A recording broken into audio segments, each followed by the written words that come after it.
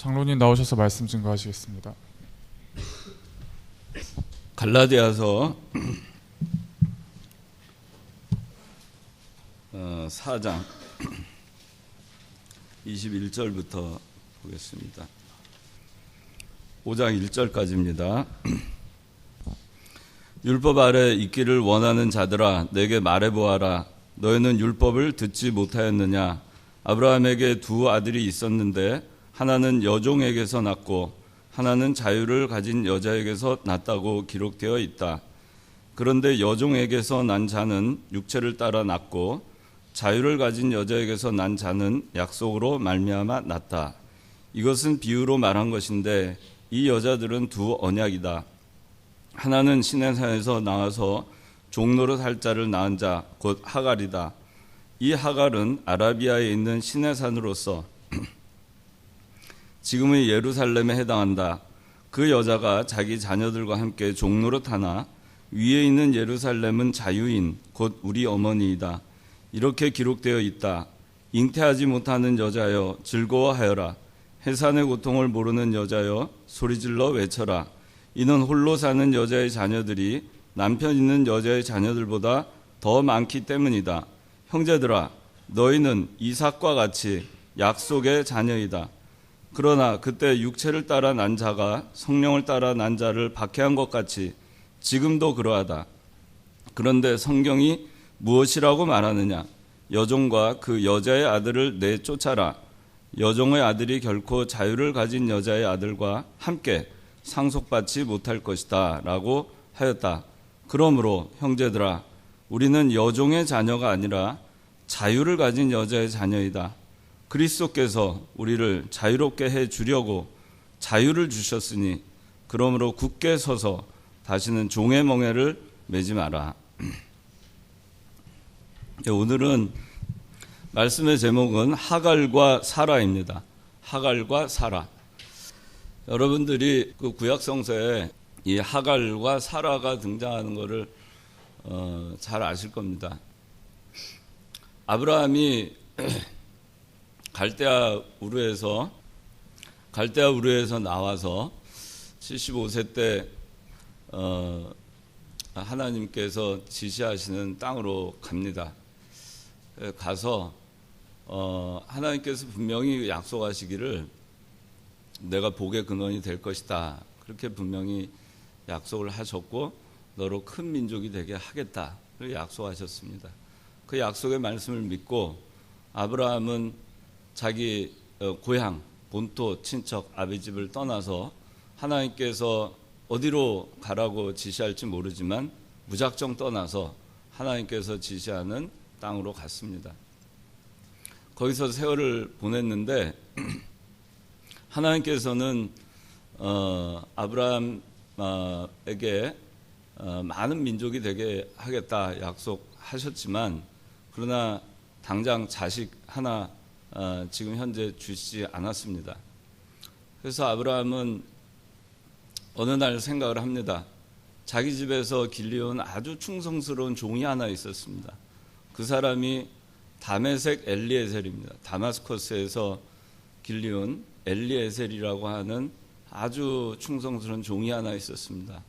그래서 하나님께서 아브라함에게 나타나셨을 때 창세기 15장에 아브라함이 그렇게 말합니다. 하나님, 저에게 상속자를 주시지 않으니까 제 집에서 길리온 이 다메섹 엘리에셀이 앞으로 상속자가 될 것입니다. 그렇게 얘기를 합니다. 하나님께서 뭐라 그러시냐면 그렇지 않다. 네 몸에서 날 자가 너의 상속자가 될 것이다. 그리고 하늘의 별과 같이 네 후손이 많게 하겠다. 네 후손을 통해서 네 자손이 하늘의 별과 같이 많게 하겠다. 그렇게 약속하십니다. 그 약속에 대해서는 지난 시간에 여러분들 배웠습니다. 약속과 맹세, 언약과 맹세라고 해서 여러분들 기억이 나실 것 같아요. 그래서 하나님께서는 쪼갠 고기 사이로 스스로 혼자 지나가시면서 맹세를 하십니다. 그것이 하나님의 언약이 되고 언약에 대한 하나님의 맹세가 됩니다. 하나님께서는 분명히 언약하셨습니다. 약속했습니다. 아브라함이 그 약속을 믿든 말든 하나님께서 한 번 하신 약속은 변하지 않고 하나님은 반드시 이루시는 하나님이십니다. 하나님께서는 약속하셨습니다. 하나님께서는 언약하셨습니다. 그러니까 언약이라는 거에 대해서 여러분들한테 제가 자주 얘기합니다. 근데 여러분들이 이거를 잘 알고 있어야 됩니다. 이 성경은 복음이기도 하지만 언약입니다. 이 언약이라는 거에 대해서 여러분들이 잘 알아야 됩니다. 오늘 이 하갈과 사라에 대해서도 언약에 대한 것이 나옵니다. 언약은 제가 늘 얘기하지만 계약하고 다릅니다. 계약을 좀 포괄적으로 언약을 포함해서 계약이라고 얘기하는데 그보다 좀 더 좁은 의미에서는 언약이 들어갑니다. 언약은 계약의 부분집합이에요. 그래서 계약은 쌍방이 어그리먼트라 그래서 쌍방이 사인을 해서 그렇게 그 체결이 되는 그 법적 효력을 갖는 것이 계약이고, 언약은 내가 각서를 쓰는 것과 같습니다. 상대의 의사와 무관하게 내가 이렇게 반드시 하겠다라고 약속 증서를 떼주는 것입니다. 내가 사인해서 그렇게 하는 것이 언약입니다. 그래서 언약은 커브넌트라 그래요. 커브넌트. 계약은 어그리먼트라고 하고. 우리 그 계약신학교 있잖아요. 계약신학교. 또 계약신학교, 대학교, 대학원. 오늘 여러분들 산기도 갈 때 거기도 계약이라고 되어 있잖아요. 그 계약은 영어로 여러분들 홈페이지 찾아보면 어그리먼트 티올로지컬 세미나리 이렇게 되어 있지 않고 커브넌트 티올로지컬 세미나리 그렇게 되어 있어요. 홈페이지 찾아보면, 우리 계약신학교 홈페이지 찾아보면 어그리먼트가 아니라 커브넌트입니다. 그래서 커브넌트 티올로지컬 세미나리, 언약 신학교, 티올로지컬 세미나리 신학교, 언약 신학교. 우리 교단의 이름이 계신측입니다. 계약 신학 측이에요. 계신측, 뭐 고신측, 계신측, 합동측, 통합측 많잖아요. 근데 우리는 대한예수교 장로회에서 계신측이라고 합니다. 이 계신측이라고 한 그 이름을 붙인 것은 이 계신에서 계약 신학, 이 여기에 쓰이는 계약도 커브넌트예요. 언약이에요. 엄밀하게 말해서. 언약은 뭐냐면 하나님이 일방적으로 언약하신 겁니다. 내가 약속한다, 너희들한테. 그래서 내가 예수 그리스도를 통해서 너희를 구원하겠다. 하나님께서 일방적으로 약속하시는 거예요. 네가 믿거나 말거나, 네가 그 약속에 사인을 하거나 말거나 하나님이 일방적으로 하신 거예요. 하나님께서 하신 약속은 반드시 이루어집니다. 반드시 이루어져요. 제가 왜 그 반드시 이루어지는가에 대해서 지난 시간에 여러분들한테 설명했어요. 여호와라고 하는 말, 그 여호와의 뜻이 언약의 성취라 그랬죠. 하나님께서 언약하셨고 언약을 성취하실 수 있는 분은 유일하신 여호와 하나님뿐이에요. 왜? 여호와는 언약을 성취하시는 유일하신 분이니까. 왜 여호와가 언약을 성취하는 유일하신 분이냐? 여호와의 뜻이 출애굽기 3장에 보면 뭐라고 나오죠? 여호와, 나는 나이다 이렇게 나오죠. 나는 스스로 있는 자이다. I am. 여러분들 제가 반복해서 얘기하는데 잘 여러분들 아셔야 됩니다. I am. 나는 스스로 있다. 나는 존재한다. 나는 항상 존재한다. 나는 항상 현재 시제로 존재한다. 나는 항상 현재 상태로 존재한다. 하나님한테는 과거가 없어요. 우리 인간의 역사에 있어서 인간에게는 과거가 있어요. 유한한 인간에게는 과거가 있습니다. 하나님께는 과거가 없습니다. 하나님의 존재하심은 항상 현재예요. 우리에게 과거에도 하나님은 현재이시고, 우리의 현재도 하나님이 현재이시고, 우리의 미래도 하나님은 현재이십니다. 인간의 역사의 미래에 다가올 일도 하나님께는 현재이십니다. 그렇기 때문에 하나님은 항상 존재하시고 과거, 현재, 미래, 역사를 관통해서 하나님은 항상 존재하시기 때문에 인간은 시간이 지나면 과거가 되고 사라지고 없어지지만 하나님만은 존재하시기 때문에 한 번 하나님께서 인간의 과거에 약속하신 그 약속도 하나님은 항상 현재이시기 때문에 그 약속을 이루실 수 있는 유일하신 분은 하나님이시라는 얘기예요. 인간은 세월이 지나면 죽습니다. 인간이 죽어도 그 약속을 항상 살아계신 하나님은 변치 않고 지키실 수 있어요.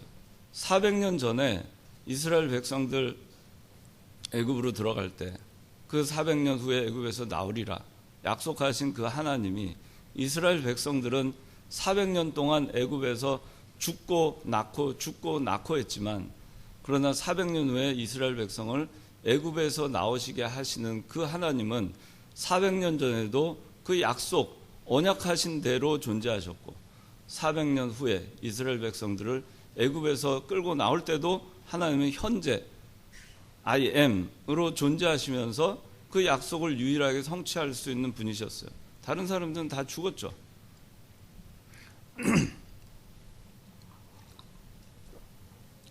그래서 이 언약의 하나님, 언약을 성취하시는 여호와, 이것이 굉장히 중요한 것입니다. 우리 신앙에 있어서.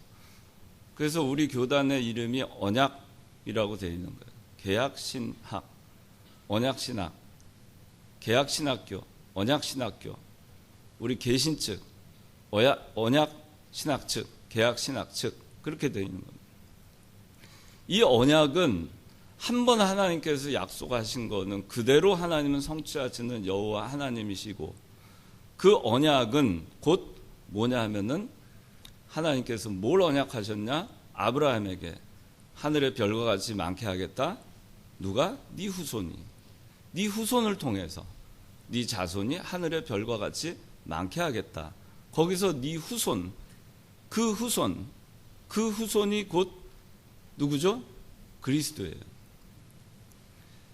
하늘의 별과 같이 네 자손이 많게 하겠다고 했는데 그 자손이 많게 하게 되는 그 씨앗이 누구냐? 그 후손을 통하여 내 자손이 하늘의 별과 같이 많게 하겠다.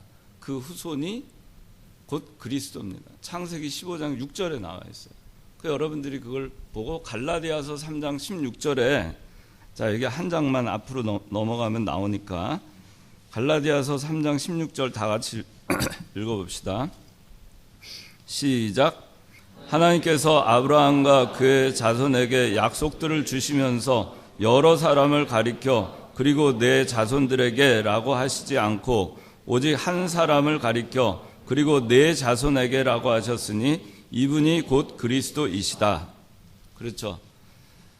창세기에 아브라함에게 하나님께서 반복적으로 내 자손에게, 내 후손에게 이렇게 말씀하셨어요. 내 자손들이라고 하지 아니하시고 내 자손, 단수로 얘기하셨어요. 그 단수로 얘기하신 것은 그리스도를 예표하는 것이고 그리스도를 통해서 내 자손이 하늘의 별과 같이 바다의 모래와 같이 많게 하겠다라고 약속하신 거예요. 언약하셨어요. 그 언약을 하나님이 성취하셨습니다. 그리스도를 보내주셨어요.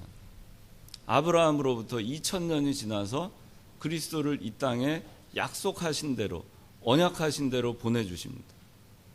그리고 그 아브라함과 이삭과 야곱에게 반복적으로 약속하신 대로 그 자손을 통해서 내 자손이 하늘의 별과 같이 많게 하겠다 하신 그 약속의 말씀대로 그리스도가 나셨고 그리스도의 후손이 하늘의 별과 같이 많게 하시려고 그리스도를 믿는 자는 곧 아브라함의 후손이 되게 하셨고 하나님께서 언약하신 대로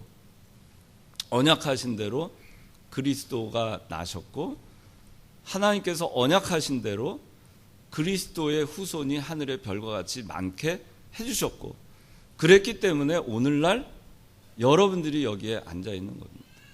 하나님의 언약 때문에 하나님의 약속 때문에 저도 여기에 있고 여러분도 여기에 있고 오늘 우리가 여기서 만날 수 있는 겁니다. 하나님이 약속한 대로, 하나님은 불변의 하나님이고 그 약속을 반드시 성취하는 그 하나님이 아브라함에게 하신 그 약속이 이삭에게, 야곱에게 대대로 그리고 그리스도에게, 그리고 또 대대로 그리고 여러분에게, 우리에게 그렇게 이어져 내려온 것입니다. 하나님의 약속에 근거해서 그 약속에 뿌리를 두고 이렇게 내려온 것입니다. 하나님이 약속하지 않으셨으면 그리스도가 없죠. 하나님께서 약속하지 않으셨으면 그리스도의 후손인 우리가 탄생할 수가 없죠. 그러면 이 하나님의 약속, 하나님의 언약은 무엇인가? 하나님의 언약은 복음입니다. 하나님의 언약은 그리스도죠. 그리스도를 언약하셨죠. 그리고 그리스도를 통해서 많은 자손이 낳게 하겠다 한 것처럼 오늘 우리가 그리스도를 믿음으로 말미암아 구원받게 해주신 겁니다. 모든 것의 출발이 하나님의 언약이에요. 그리고 그 언약을 성취하시는 여호와로 말미암아 우리가 오늘 이 자리에 있는 겁니다. 그걸 우리가 달리 얘기해서 복음이라고 얘기하는 거예요. 그 복음을 주신 것은, 그 복음은 하나님의 언약입니다. 하나님이 약속하신 거예요. 하나님이 약속하신 것이 복음이 된 것입니다. 그래서 오늘 이 갈라디아서 4장 21절에서 5장 1절까지는 사도 바울이 몸이 아파가지고 갈라디아에 휴양을 하러 갔다가 갈라디아에서 복음을 전하게 됩니다. 이 하나님의 언약을, 약속을 아브라함에게 주신 그 약속의 말씀, 그리고 오신 그리스도를 통해서 성취된 그 하나님의 언약의 말씀, 그것을 갈라디아 교인들에게 전하게 되면서 갈라디아 교회가 생기게 됐어요. 처음에는 이 갈라디아 교인들이 아주 신앙이 좋았습니다. 그래서 바울이 해산하는 수고를 거쳐서 이 갈라디아 교인들이 아주 좋은 신앙으로 성장했습니다. 하나님의 언약만을 붙들고 가는 그런 신앙인들이 됐어요. 그런데 당시에 그 유대인들은 여전히 구약에 매여 있었습니다. 그림자이신 그 신약의 그림자인 구약에 매몰돼 있었고, 구약에 있는 그 율법에 매몰돼 있었어요. 그래서 이 유대인들이 생각한 것은 율법을 지켜야 된다, 여전히. 왜냐? 그리스도가 아직 오시지 않았기 때문에 율법은 폐하지 않았고, 그리고 의식법도 그대로 지켜야 되는, 월삭과 절기와 안식일을 그대로 지켜야 되는, 할례도 그대로 행해야 된다. 그래야 구원받을 수 있다라는 생각을 여전히 갖고 있었어요. 그 유대인들 가운데에서 기독교로 개종한 사람들이 있었습니다. 그 사람들을 유대계 그리스도인이라고 합니다. 유대파 그리스도인이라고도 합니다. 그 사람들은 거기에서 혼동이 일어났어요. 오직 언약, 오직 말씀, 그거를 오직 믿음, 오직 하나님의 은혜, 그것만으로 내가 구원받을 수 있느냐. 오직 성경, 오직 언약이죠, 성경이. 오직 믿음, 오직 그리스도, 오직 은혜, 그것만으로 내가 구원받을 수 있느냐.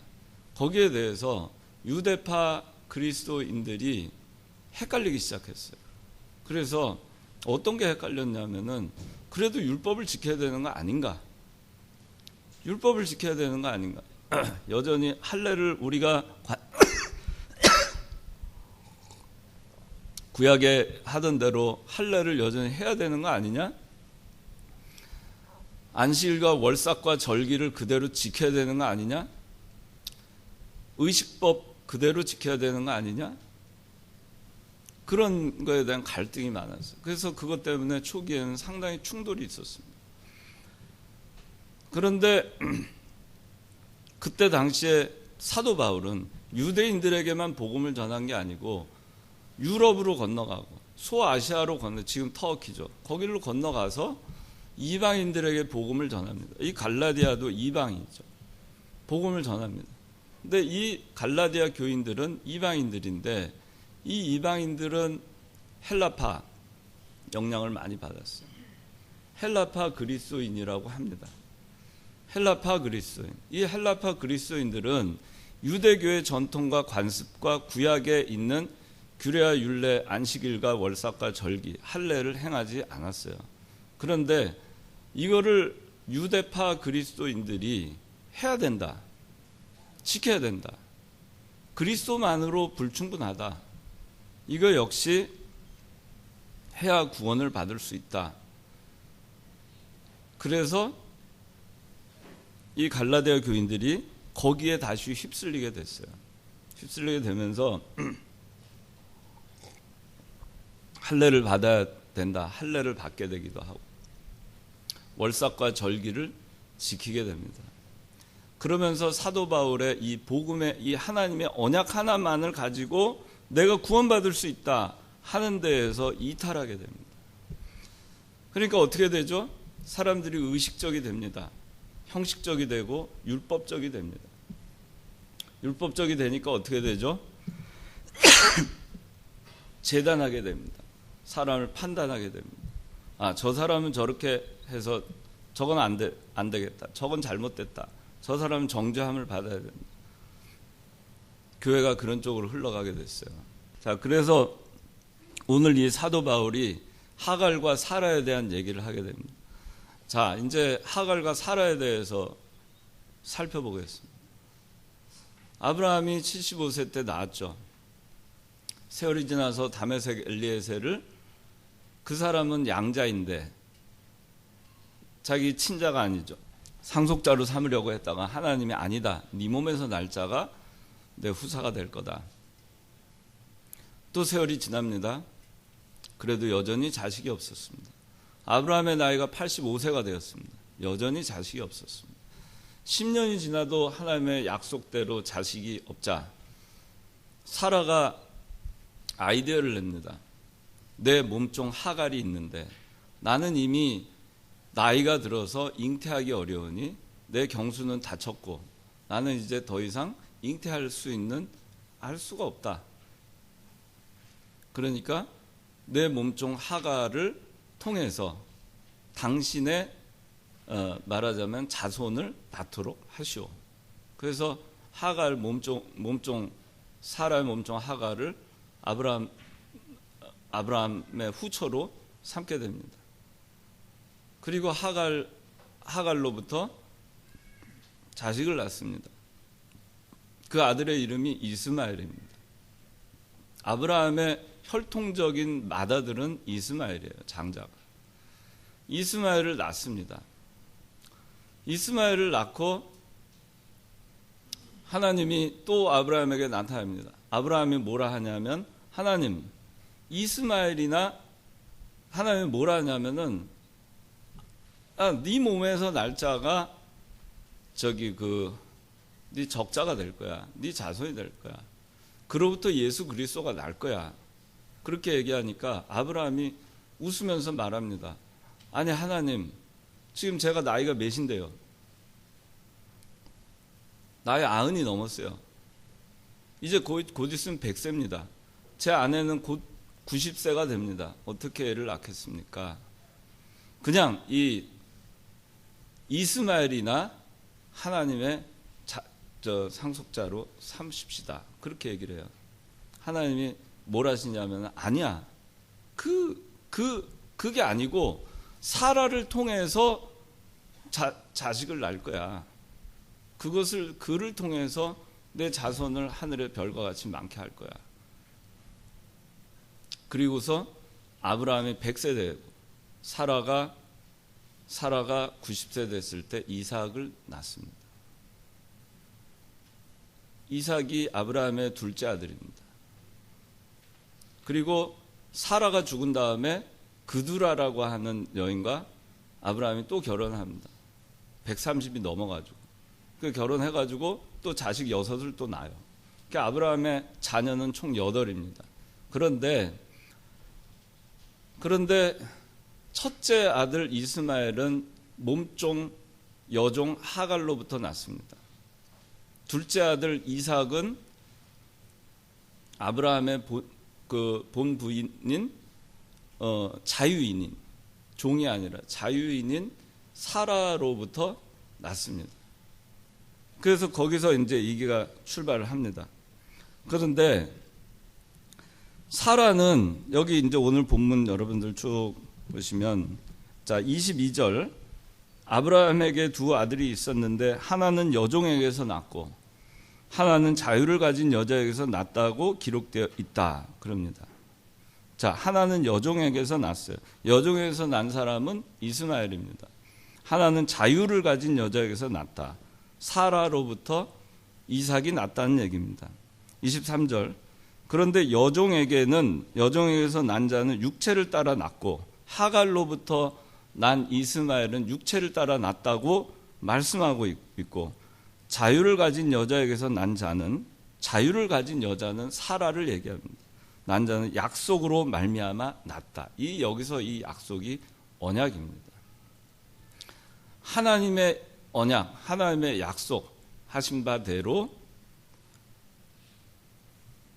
자유를 가진 여자인 사라로부터 이삭이 낳았다는 겁니다.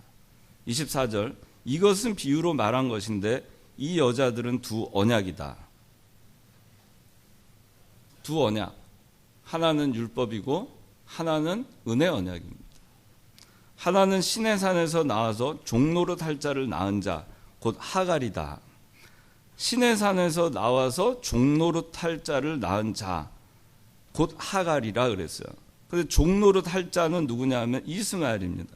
종노릇 할 자, 이스마엘을 낳은 자 곧 하갈이 어디서 나왔느냐? 시내산에서 나왔다 그랬어요. 25절, 이 하갈은 아라비아에 있는 시내산으로서 지금의 예루살렘에 해당한다. 그 여자가 자기 자녀들과 함께 종노릇 하나. 그렇습니다. 하갈은 아라비아에 있는 시내산으로서 지금의 예루살렘에 해당한다고 말하면서 그 여자가 자기 자녀들과 함께 종노릇 한다고 말하고 있습니다. 이게 무슨 말인가?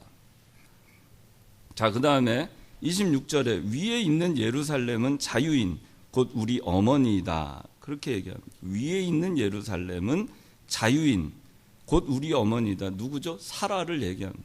위에 있는 예루살렘은 사라라고 얘기하고 있어요. 27절에 이렇게 기록되어 있다. 잉태하지 못하는 여자여 즐거워하여라. 잉태하지 못하는데 즐거워하라고 합니다. 해산의 고통을 모르는 여자여 소리질러 외쳐라. 이는 홀로 사는 여자의 자녀들이 남편 있는 여자의 자녀들보다 더 많기 때문이다. 형제들아, 너희는 이삭과 같이 약속의 자녀이다. 이렇게 얘기합니다.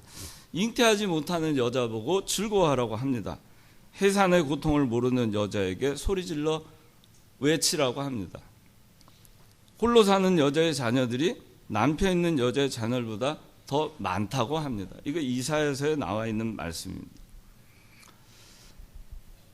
자, 이걸 잘 여러분들 이걸 맥락을 하갈과 사라 이 맥락을 두 맥락을 쭉 이렇게 생각을 해봐야 됩니다. 자, 사라는 자유인입니다. 하갈은 종입니다. 자유인인 사라의 자녀는 이삭입니다. 종 하갈의 자녀는 이스마엘입니다.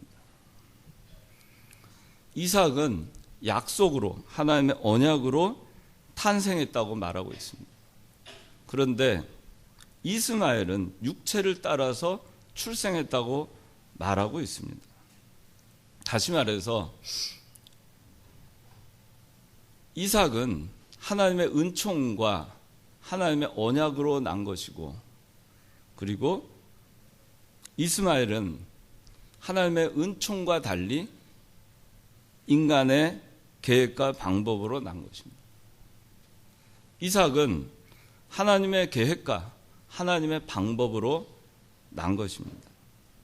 여기 신의 산 그랬는데 신의 산은 율법을 가르칩니다. 신의 산에서 십계명 돌판을 받았죠. 그렇죠? 하나님께서 아브라함에게 언약을 하신 때로부터 400년이 지나서 430년이 지나서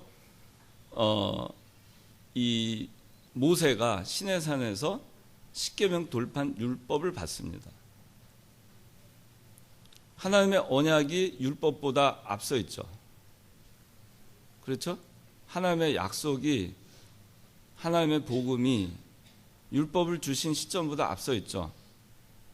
신의 산은 율법을 상징하고 여기 25절에 아라비아에 있는 신의 산으로서 지금의 예루살렘에 해당한다 그랬는데, 지금의 예루살렘이라고 하는 것은 사도 바울이 있던 당시의 예루살렘을 얘기합니다. 그때 당시의 예루살렘은 여전히 월삭과 절기와 안식일과 율법주의, 할례 이런 것들을 지키던 유대교 절기의 중심지였습니다. 율법의 중심지였어요. 신의 산에서의 십계명 두 돌판과 그 다음에 지금 사도 바울이 있던 당시의 예루살렘의 모습은 흡사합니다. 율법입니다. 율법의 중심이에요. 그래서 이렇게 얘기하고 있습니다. 즉 하갈은 종이고 하갈의 자녀인 이스마엘은 종이고, 그리고 육체를 따라서 났으며 인간의 생각과 방법으로 났으며 논리적이고 이성적인 방법으로 났으며 신의 산과 지금의 예루살렘인 율법의 중심지에 있는 것 같이 율법에 따라서 그러니까 율법을 따라서 그대로 난 것이 이스마엘이다. 그렇게 얘기를 하는 것입니다. 그런데 사라는 자유인입니다. 그런데 사라는 자녀를 낳을 수가 없었죠. 불가능한 상태였습니다. 오직 뭐냐면 육체를 따라서 출생할 수 있는 길이 없었어요. 인간의 논리와 이성으로 사람의 생각과 방법으로 낳을 수 있는 길이 불가능했습니다. 하나님의 은총이 아니고서는, 하나님의 언약이 아니고서는, 하나님의 약속이 아니고서는, 하나님의 능력이 아니고서는 이 불가능을 극복할 수 있는 길은 없었어요. 오직 하나님의 언약으로 이삭은 낳은 것입니다. 사라는 자유인이었고 사라에게 필요했던 것은 하나님의 언약이었고 하나님의 약속이 성취되는 것이었고 자기를 통해서, 그리고 사라는 그것을 믿었고 아브라함은 그것을 믿음으로 이삭을 낳았습니다.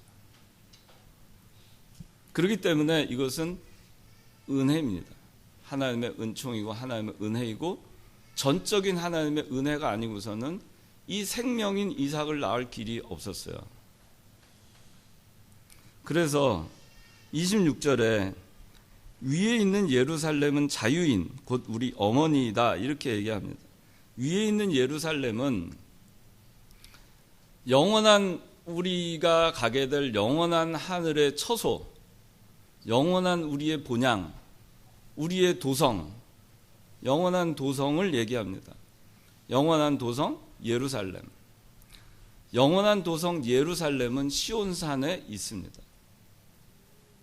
히브리서 12장 22절 읽어주세요. 시온산, 거기에 영원한 예루살렘 도성이 거기에 위치하고 있어요. 그래서 우리가 성경에서 시온산 그러면은 거기는 우리의 영원한 처소, 복음이 있는 곳, 하나님의 말씀이 있는 곳, 하나님이 계신 곳, 그것을 시온산이라고 얘기합니다. 율법에 의해서 우리가 기거할 수 있는 그런 곳이 아니라 하나님의 언약에 따라서 언약 백성으로서 우리가 궁극적으로 도달할 수 있는 곳, 그것이 시온산이고 그것이 영원한 예루살렘, 하늘에 있는 예루살렘 도성이 되는 것입니다. 우리가 어떻게 자유인이 되었는가? 우리가 어떻게 종이 아니라 자유인이 되었는가? 그것은 순전히 하나님의 언약 때문이에요. 우리가 하갈과 같이 하나님의 율법을 지켜서, 말씀을 지켜서 인간적으로 생각해 보니, 그렇지, 내 몸에서 날 자가 내 후손이 될 것이라 하였으니 몸종을 통해서 난 자도 그 후손이 맞지 않겠는가? 말씀을 지킵니다. 율법을 지켰습니다. 인간적인 방법으로 지켰어요. 그러나 율법을 지켰다고 해서 그 율법을 지킨 하갈의 자녀인 이스마엘이 아브라함의 상속자가 되지는 못했습니다. 결국에는 쫓겨났어요. 27절에는 잉태하지 못한 여자여 즐거워하라, 해산의 고통을 모르는 여자여 소리질러 외쳐라. 왜냐? 사라가 잉태하지 못한 여자였어요. 해산의 고통을 모르는 여자였어요. 127세 사는 동안 딱 한 명 이상만 낳고 죽었어요. 사라가. 홀로 사는 여자였습니다. 남편이 있는 여자의 자녀들보다 더 많다, 그렇게 얘기했는데, 홀로 사는 여자의 자녀가 여기서 남편 있는 여자는 하갈을 얘기합니다. 홀로 사는 여자를 상징하는 건 사라를 얘기해요. 사라는 경수가 다 끊겨서 홀로 사는 여자와 다를 바 없었습니다. 이미 죽은 자와 같았고, 죽은 자의 태와 같은 불가능한 상태에서 그 가운데에서 이삭이 탄생한 것입니다. 그렇기 때문에 이삭은 약속의 자녀입니다. 율법의 자녀가 아닙니다. 육체의 자녀도 아닙니다. 믿음의 자녀입니다. 혈통으로 난 자녀가 아닙니다. 믿음의 자녀입니다. 오직 하나님의 언약대로 그대로 나아진 성령으로부터 난 하나님의 자녀인 것입니다. 그렇기 때문에 그는 상속자가 되고 유업을 얻을 수 있게 된 것입니다. 그것으로부터 대대로 오늘날 우리에게 이어지는 것입니다. 그 후손이 우리입니다. 우리는 아브라함과 이삭의 영적인 후손이에요. 언약 백성이고 언약의 후손입니다. 그렇기 때문에 우리가 율법을 통해서 구원받는 것이 아니고, 우리가 율법을 어떻게든지 더 잘 지킴으로 인해서 우리가 구원에 더 가까이 다가가는 것도 아닙니다. 구원 받느냐 안 받느냐하고는 아무 상관이 없는 거예요. 그렇기 때문에 오늘 우리가 자랑할 것이 있는가? 우리가 하나님의 백성 된 것이 자랑할 것이 있는가? 자랑할 것이 없어요. 로마서 4장 4절에는 일하는 자에게는 그 품삯이 은혜가 아니라 보수로 여겨지지만 이란 말씀이 나옵니다. 이 말이 뭐냐면은 자기가 일해서 품삯을 받았다고 생각하는 사람들은 일한 대가를 받았다고 생각합니다. 그걸 은혜로 생각하지 않습니다. 내 품삯이라고 생각하는 거죠. 하갈의 자녀와 같이 자기가 율법을 지켜서 그렇게 해서 구원을 얻었다고 생각하는 사람들은, 그래야 구원을 얻는다고 생각하는 사람들은 하나님의 은혜로 여기지 않는 것입니다. 그 사람은 자기가 행한 것에 대한 대가로 자기가 구원을 받는다라고 생각하는 거예요. 그러니까 하나님의 은혜를 전적으로 인정하지 않는 거예요. 그런데 칼빈주의, 그 다음에 초대교회에 이 언약 신학이라고 하는 것은 전적으로 하나님의 은혜를 의지하는 것입니다. 내가 행한 거, 내가 행한 거, 이런 것들이 조금도 더해질 수가 없는 거예요. 자, 그런데 우리가 오늘날 어떻게 살고 있는가? 하갈의 자녀와 같이, 우리가 육체의 자녀와 같이 그렇게 살고 있는가? 아니면 자유인의 자녀와 같이 자유를 누리면서 살고 있는가? 여러분들, 그리스도를 믿음으로 인해서 하나님의 언약 백성이 되고 언약의 자녀가 돼서 여러분들 기쁘세요? 자유로움을 느낍니까? 율법으로부터 자유로움을 느낍니까? 아니면은 율법이 여러분들을 올가맵니까? 그걸 지키지 않으면 내가 어떻게 될 것 같고 그런 불안감에 사로잡혀서 지내지 않습니까? 만약에 여러분들이 그렇다면 그건 여전히 여러분들은 종의 자녀의 신분에서 그 덫에서 벗어나지 못한 행태를 보이고 있는 거예요. 그걸 잘 보여주고 있는 것이 탕자의 비유입니다. 탕자의 비유에서 보면 탕자의 형이 나오죠. 한번 누가복음 15장으로 가봅시다.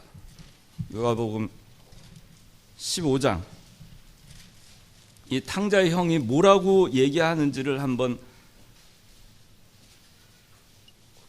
봅시다. 우리가 이렇게 자유인이 아닌 종과 같은 마음으로 살지 않는 15장 29절, 28절, 29절 다 같이 읽어봅시다. 시작.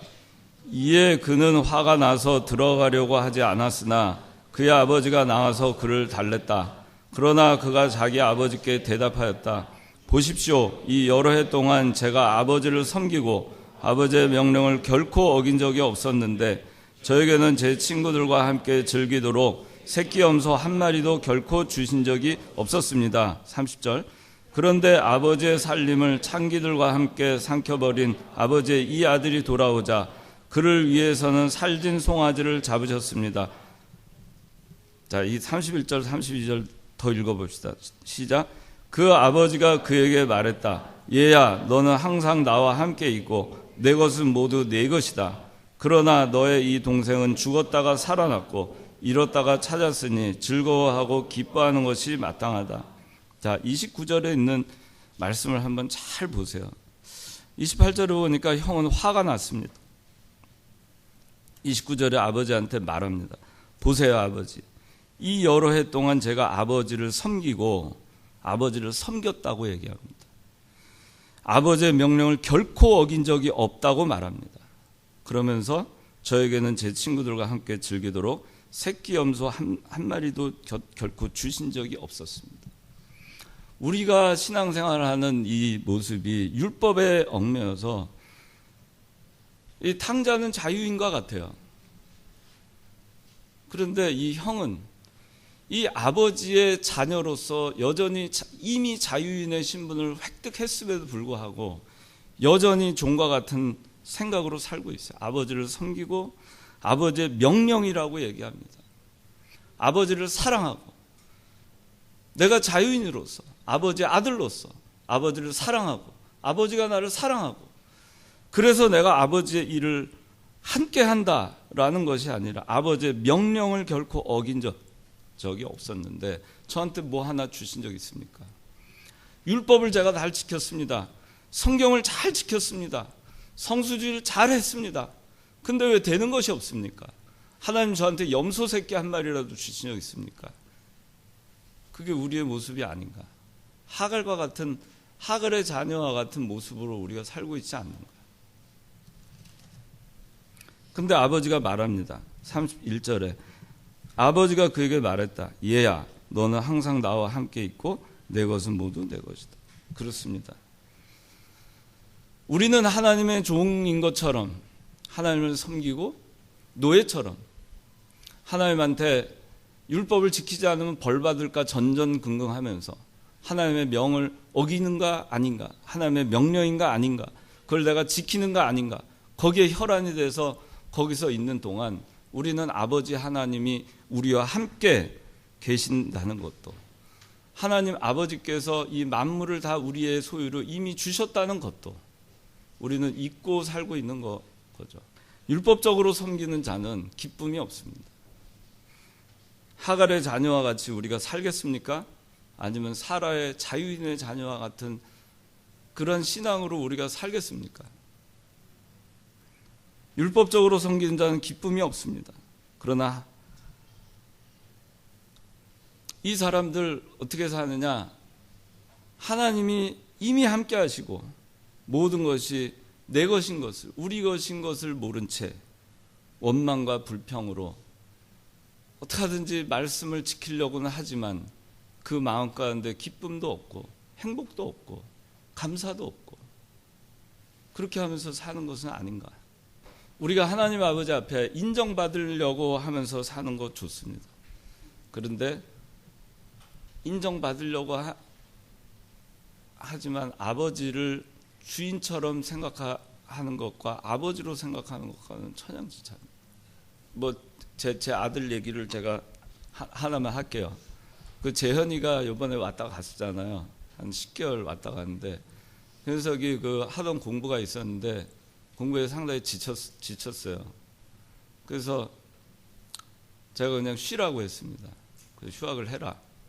그래서 그 휴학을 하고 싶다는 말을 아마 상당히 오랜 동안 그 생각을 했던 것 같아요. 1년이고 2년이고. 근데 힘들게 공부를 하는데 자기 적성에 안 맞았던 것 같아요. 근데 본인이 얘기 안 하니까 저는 기다렸죠. 그런데 어느 날 전화가 왔습니다. 전화가 와서 적성에 안 맞는 것 같고 너무 힘들다. 그래서 제가 왜 힘드냐 한참 얘기하다가 제가 그랬습니다.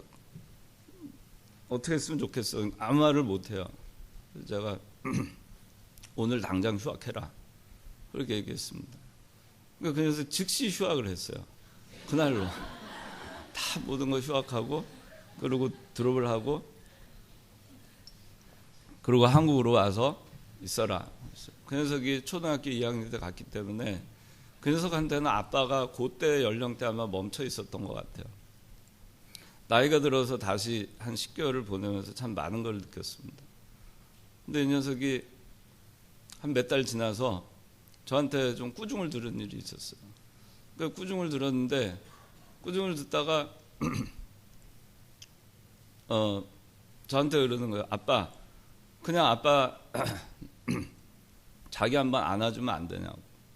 그래서 제가 막 한참 야단치다가 그래서 그렇게 얘기를 하길래 그래 이리 와봐. 그러고서 이리 와. 그러고서 이렇게 안아줄래 했더니 텁썩 안기면서 그때부터 한 1시간을 엉엉 울더라고요. 왜 이렇게 엉엉 정말 울어요. 그래서 왜 그러냐. 자기는 아빠한테 인정받고 싶었다는 거예요.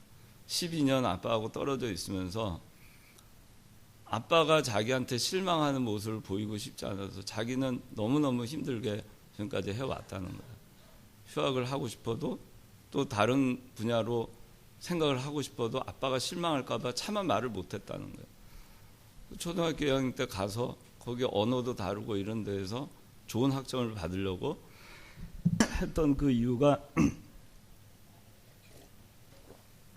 아빠한테 인정받으려고. 그래서 제가 그랬어요. 아빠한테 인정받으려 하지 말고 네가 원하는 삶을 살아라. 네가 기뻐할 수 있는 삶을 살아라. 그렇게 얘기했습니다. 그리고 제가 참 이 녀석이 어렸을 때 사고가 나서 다시 회복했을 때 제가 하나님 앞에 기도한 게 뭐냐면은 하나님 늘 기도했던 게 이 녀석이 그저 건강하게만 크게 해주십시오. 그거 딱 하나였었어요. 근데 하나님은 그 이상 해주셨어요. 건강해졌고 밝고 또 그렇게 착하고. 그래서 제가 이제 그런데도 그래서 제가 그 얘기를 했습니다. 내가 아빠가 너한테 바라는 거는 이미 하나님이 다 이루어 주셨다고. 너한테 더 바랄 것이 없다. 그냥 건강하기만 해라. 그리고 네 하고 싶은 걸 해라. 그랬는데 우리가 하나님과의 관계에서 우리가 아버지의 마음하고 아들인 우리가 아버지 하나님에 대해서 우리가 뭔가 오해를 하고 살고 있지 않는 거예요. 나를 이렇게 하면 잘못했다고 재단하고 야단치고 징계하고 벌 주고 하나님이 인정할 만한 카테고리에 들어가지 않으면 안 되는 내 자녀로서 살아야 되는가 하는 그 강박관념에 우리가 살고 있지 않는 거예요. 그럴 필요 없어요. 그렇게 살면 안 돼요. 그것이 사도 바울이 지금 얘기하는 겁니다. 그래서 5장 1절에 그랬습니다. 그리스도께서 우리를 자유롭게 해주려고 자유를 주셨으니 그러므로 굳게 서서 다시는 종의 멍에를 매지 마라. 종과 같은 신앙생활 하지 말란 얘기예요. 율법적인 신앙생활 하지 말란 얘기예요. 율법에 얽매여서 전전긍긍하는 신앙생활 하지 말라는 얘기입니다. 저도 아버지한테 그랬었어요. 아마 여러분들 많이 그럴 거예요. 의무적으로 아니면은 도리 때문에 부모에게 내가 자녀된 도리로서 잘해야 되지 않나. 스승에 대한 도리로서 이 정도는 해야 되지 않나. 부부간의 도리로서 이 정도 해야 되나. 저는 도리로서 하는 거는 정말 아닌 것 같아요. 도리가 그러니까 해야 된다. 그게 아니다. 하나님과 우리와의 관계에서도 자녀된 도리로서 우리가 하나님한테 이렇게 해야 된다. 그럼 벌써 거기에는 하갈과 같은 주인과 종의 관계가 성립이 시작이 되는 겁니다. 하나님한테 이렇게 해야 인정받아야 되겠다. 그 강박관념에 살지 말고 우리는 하나님의 자녀이고 이미 자유인이고 우리가 어떻게 해도 우리를 사랑해 주시는 거 하나님한테 하나님을 사랑하고 하나님을 기뻐하시는 그런 자녀로서 내가 신앙인으로서 살아갈 때 정말 기쁨으로 살아갈 때 그럴 때 하나님께서 기뻐하실 겁니다. 그게 자유인의 자녀, 이삭의 자녀, 그 약속의 자녀, 언약의 자녀, 그 대대로 오늘 여러분에게 그 언약의 자녀가 살아가는 방법입니다. 우리는 종의 자녀가 아닙니다. 자유인의 자녀이고 하나님은 우리에게 자유를 주시려고 자유를 주셨어요. 기도하겠습니다. 하나님 아버지, 우리가 어떻게 자유인이 되었고 언약 백성이 되었고 언약의 자녀가 되었는가 정말 생각할 때 너무나도 감사합니다. 하나님께서 언약하지 않으셨으면 저희는 여전히 종의 신분에서 벗어나지 못하고 죄 가운데 살았을 뻔했는데 하나님께서 언약하심으로 말미암아 그 언약을 그대로 성취하심으로 저희가 하나님의 언약 백성이 되고 아브라함의 자녀가 되었습니다. 하나님 아버지, 이제 저희가 율법에 얽매여서 사는 것이 아니라 기쁨으로 저희가 율법을 지키고 하나님의 자녀로서 자유인으로서 저희가 기쁨과 행복과 즐거움으로 하나님의 말씀을 순종하며 살아가는 저희들의 삶이 될 수 있도록 은혜 베풀어 주시옵소서. 예수님의 이름으로 기도하옵나이다. 아멘.